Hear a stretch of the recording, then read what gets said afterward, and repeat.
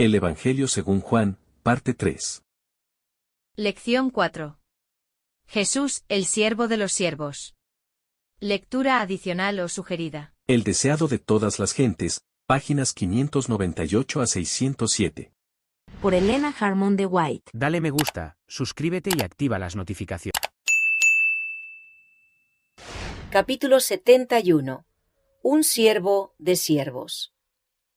Este capítulo está basado en Lucas 22, versos 7 al 18 y verso 24. Juan capítulo 13, versos 1 al 17. En el aposento alto de una morada de Jerusalén, Cristo estaba sentado a la mesa con sus discípulos. Se habían reunido para celebrar la Pascua. El Salvador deseaba observar esta fiesta a solas con los 12. Sabía que había llegado su hora. Él mismo era el verdadero Cordero Pascual, y en el día en que se comiera la Pascua iba a ser sacrificado. Estaba por beber la copa de la ira. Pronto iba a recibir el bautismo final del sufrimiento.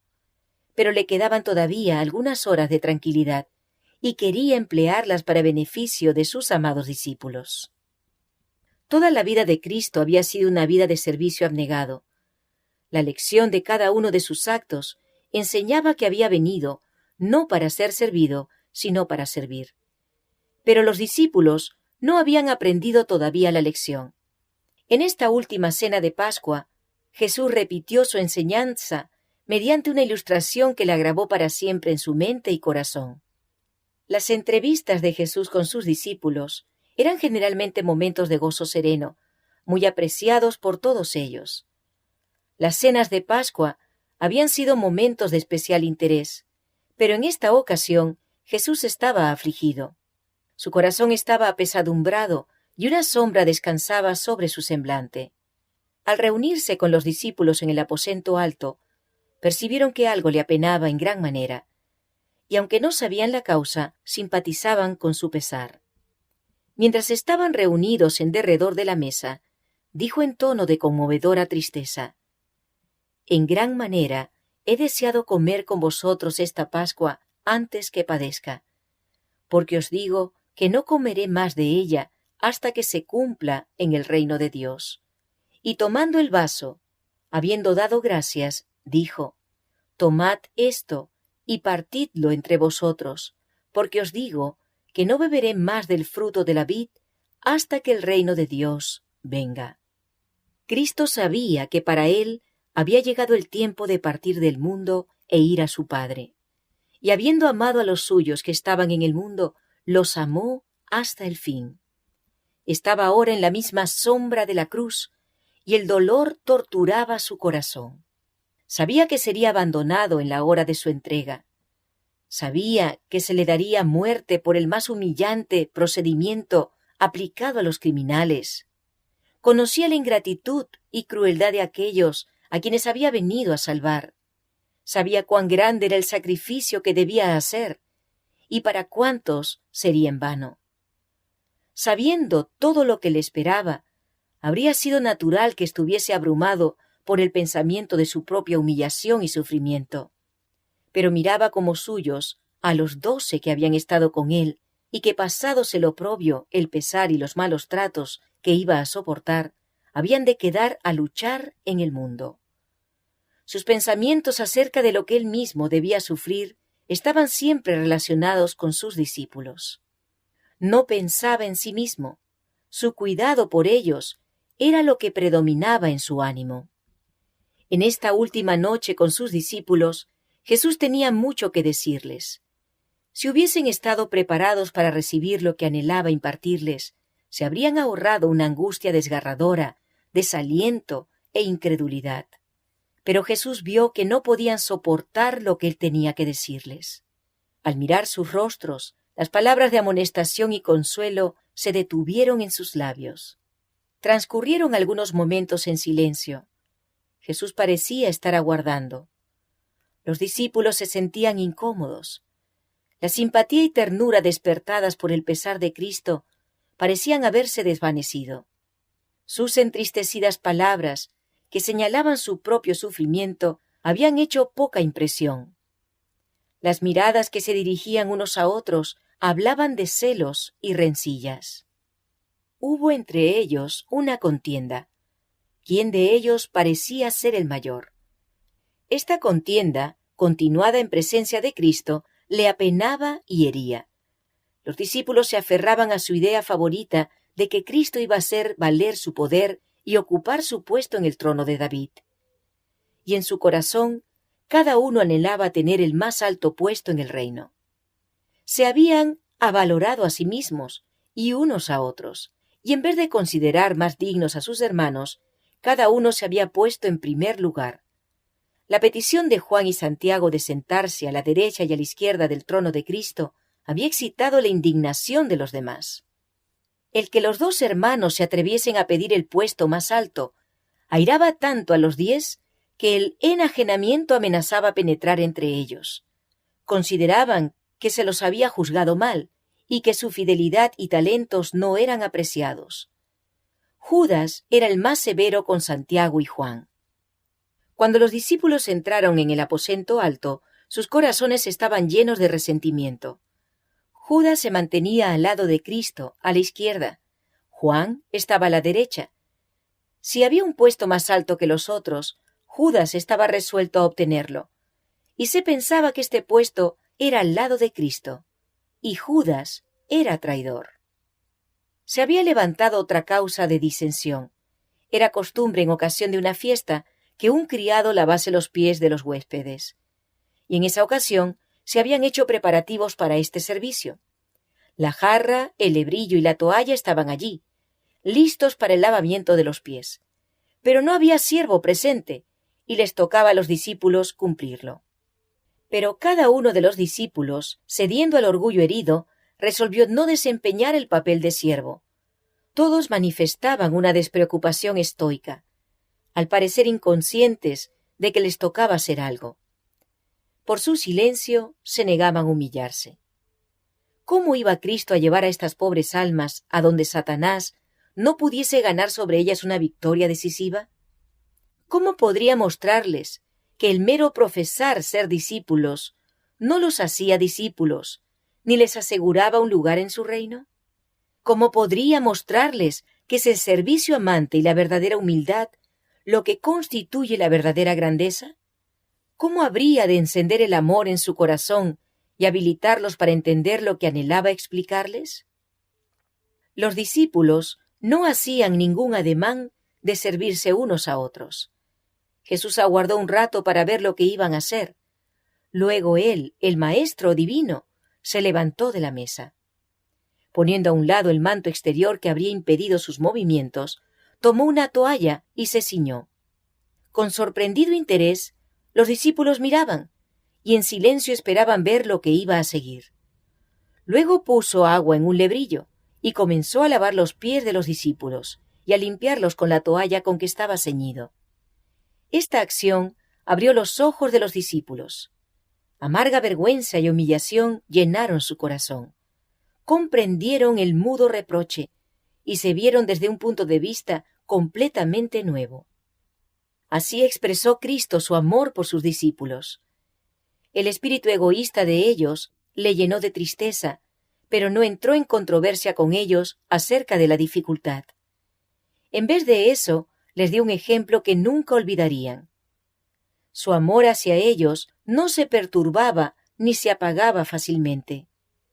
Sabía que el Padre había puesto todas las cosas en sus manos, y que Él provenía de Dios e iba a Dios.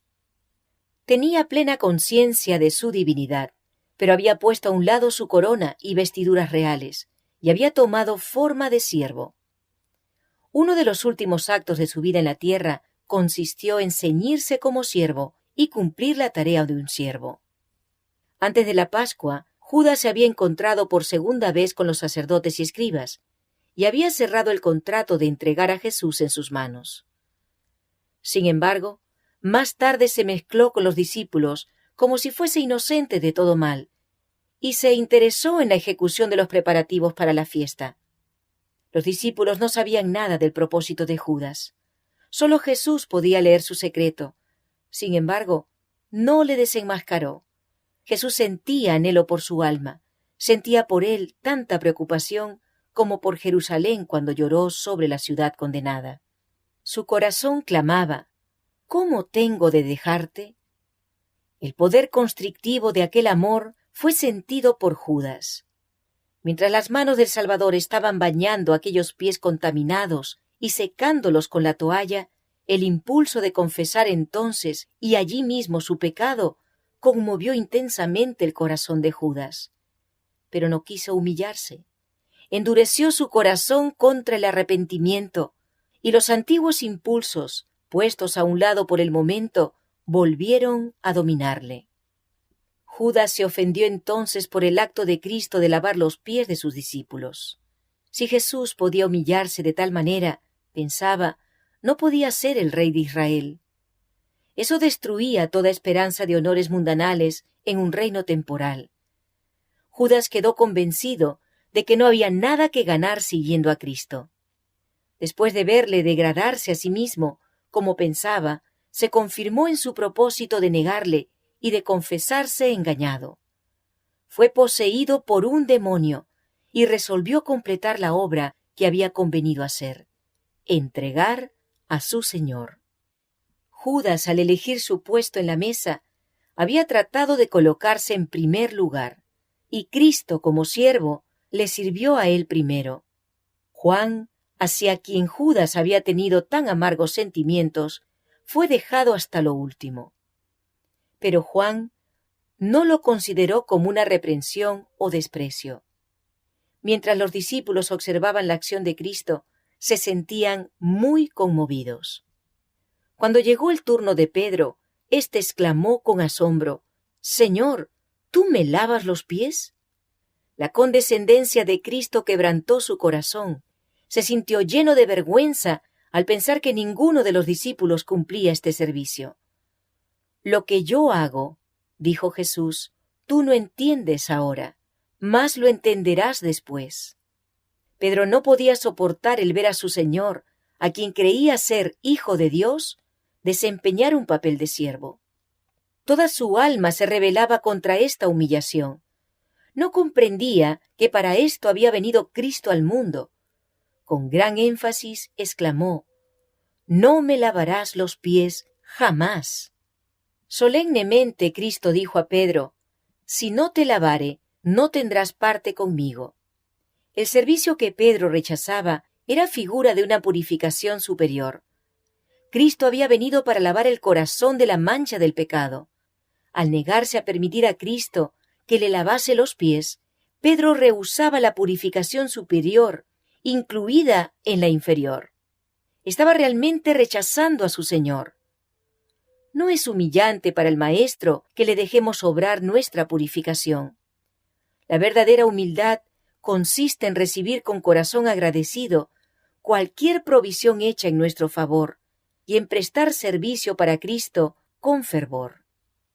Al oír las palabras: «Si no te lavare, no tendrás parte conmigo», Pedro renunció a su orgullo y voluntad propia. No podía soportar el pensamiento de estar separado de Cristo. Habría significado la muerte para él. «No solo mis pies», dijo, «mas aún las manos y la cabeza». Dícele Jesús: «El que está lavado no necesita sino que lave los pies, mas está todo limpio». Estas palabras significaban más que la limpieza corporal. Cristo estaba hablando todavía de la purificación superior ilustrada por la inferior. El que salía del baño estaba limpio, pero los pies calzados de sandalias se cubrían pronto de polvo, y volvían a necesitar que se los lavase. Así también Pedro y sus hermanos habían sido lavados en la gran fuente abierta para el pecado y la impureza. Cristo los reconocía como suyos, pero la tentación los había inducido al mal, y necesitaban todavía su gracia purificadora. Cuando Jesús se ciñó con una toalla para lavar el polvo de sus pies, deseó por este mismo acto lavar el enajenamiento, los celos y el orgullo de sus corazones.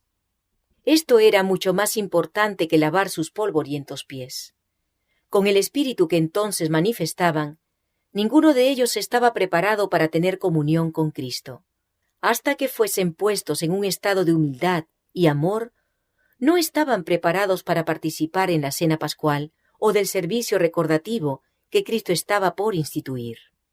Sus corazones debían ser limpiados. El orgullo y el egoísmo crean disensión y odio, pero Jesús se los quitó al lavarles los pies. Se realizó un cambio en sus sentimientos. Mirándolos, Jesús pudo decir: «Vosotros limpios estáis». Ahora sus corazones estaban unidos con el amor mutuo. Habían llegado a ser humildes y a estar dispuestos a ser enseñados. Excepto Judas, cada uno estaba listo para conceder a otro el lugar más elevado. Ahora, con corazones subyugados y agradecidos, podían recibir las palabras de Cristo. Como Pedro y sus hermanos, nosotros también hemos sido lavados en la sangre de Cristo. Y sin embargo, la pureza del corazón queda con frecuencia contaminada por el contacto con el mal. Debemos ir a Cristo para obtener su gracia purificadora. Pedro rehuía el poner sus pies contaminados en contacto con las manos de su Señor y Maestro. Pero con cuánta frecuencia ponemos en contacto con el corazón de Cristo nuestros corazones pecaminosos y contaminados. Cuán penosos le resultan nuestro mal genio, nuestra vanidad y nuestro orgullo. Sin embargo, debemos llevarle todas nuestras flaquezas y contaminación. Él es el único que puede lavarnos. No estamos preparados para la comunión con Él a menos que seamos limpiados por su eficacia.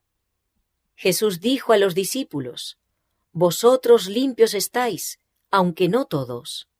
Él había lavado los pies de Judas, pero éste no le había entregado su corazón. Éste no fue purificado. Judas no se había sometido a Cristo. Después que Cristo hubo lavado los pies de los discípulos, se puso la ropa que se había sacado, se sentó de nuevo y les dijo: «¿Sabéis lo que os he hecho? Vosotros me llamáis Maestro y Señor, y decís bien, porque lo soy. Pues si yo, el Señor y el Maestro, he lavado vuestros pies, vosotros también debéis lavar los pies los unos a los otros. Porque ejemplo os he dado, para que como yo os he hecho, vosotros también hagáis. De cierto os digo, el siervo no es mayor que su Señor, ni el apóstol es mayor que el que le envió». Cristo quería que sus discípulos comprendiesen que aunque les había lavado los pies, esto no le restaba dignidad. «Vosotros me llamáis Maestro y Señor, y decís bien, porque lo soy». Y siendo tan infinitamente superior, impartió gracia y significado al servicio. Nadie ocupaba un puesto tan exaltado como el de Cristo, y sin embargo, Él se rebajó a cumplir el más humilde deber. A fin de que los suyos no fuesen engañados por el egoísmo que habita en el corazón natural y se fortalece por el servicio propio, Cristo les dio su ejemplo de humildad. No quería dejar a cargo del hombre este gran asunto. De tanta importancia lo consideró que Él mismo, que era igual a Dios, actuó como siervo de sus discípulos. Mientras estaban contendiendo por el puesto más elevado, aquel ante quien toda rodilla ha de doblarse, aquel a quien los ángeles de gloria se honran en servir, se inclinó para lavar los pies de quienes le llamaban Señor. Lavó los pies de su traidor.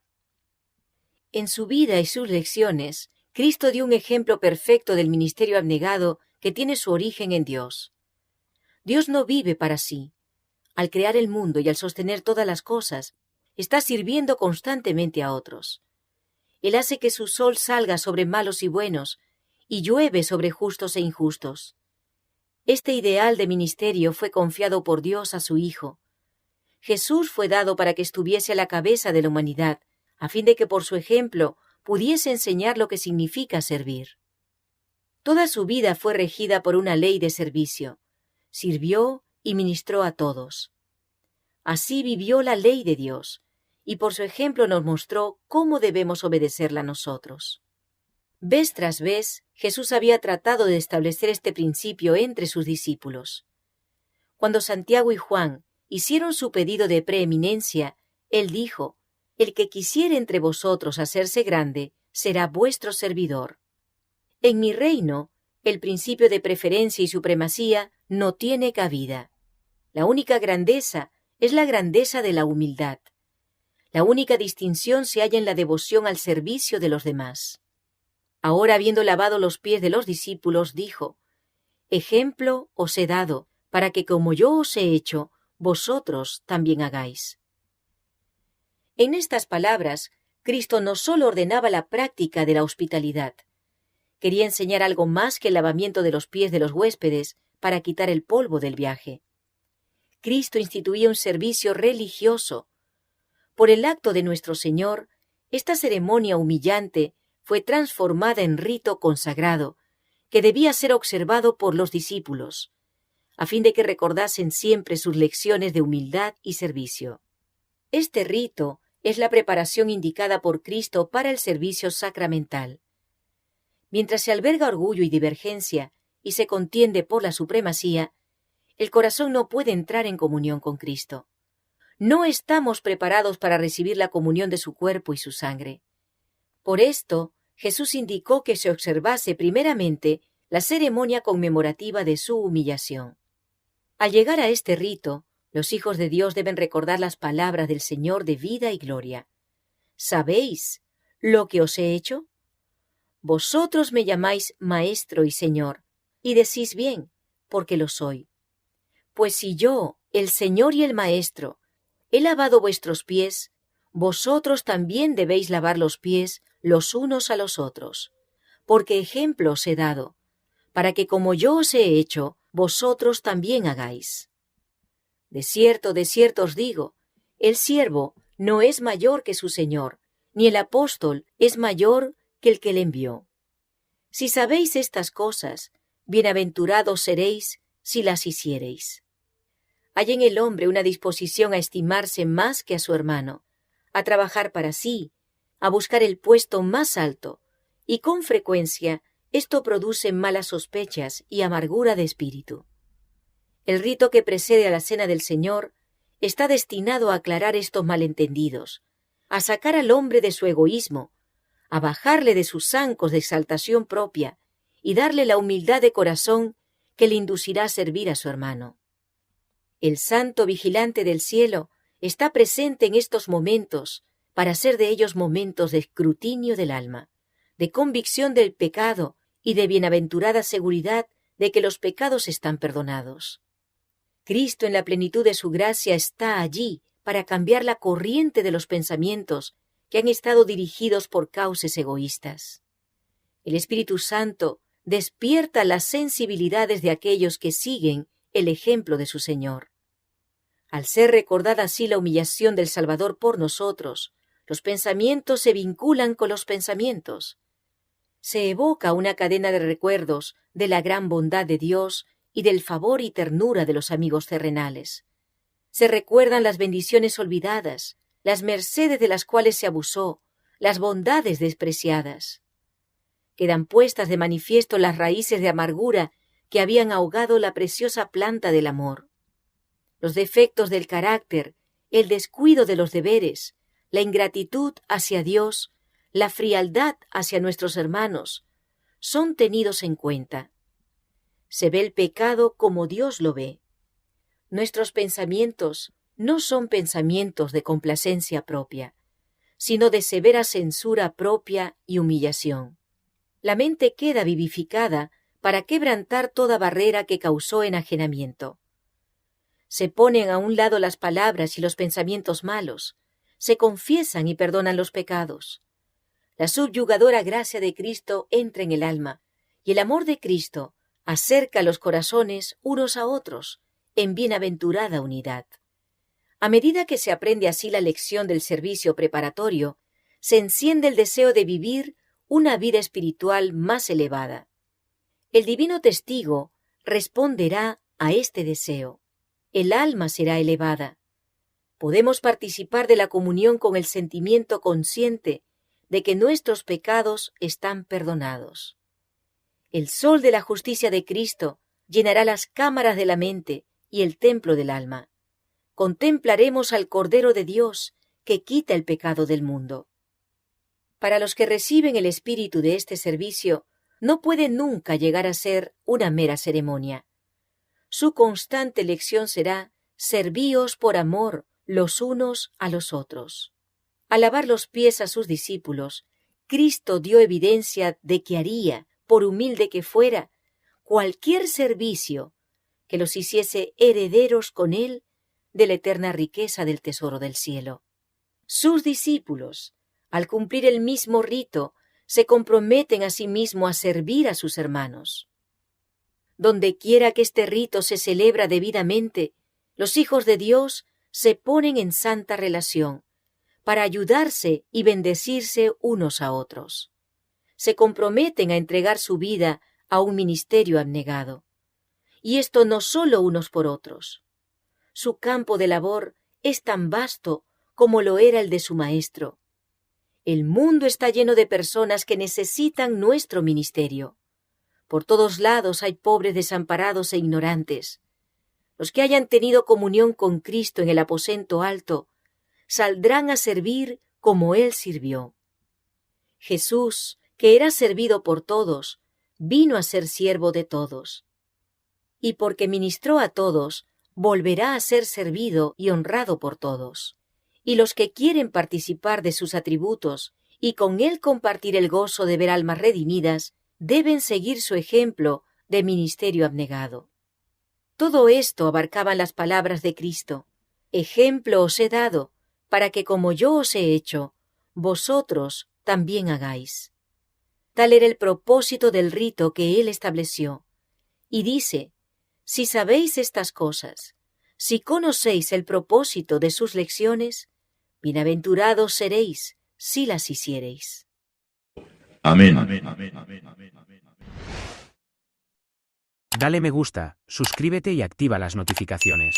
Dios derrame múltiples bendiciones sobre tu vida y la de tu familia.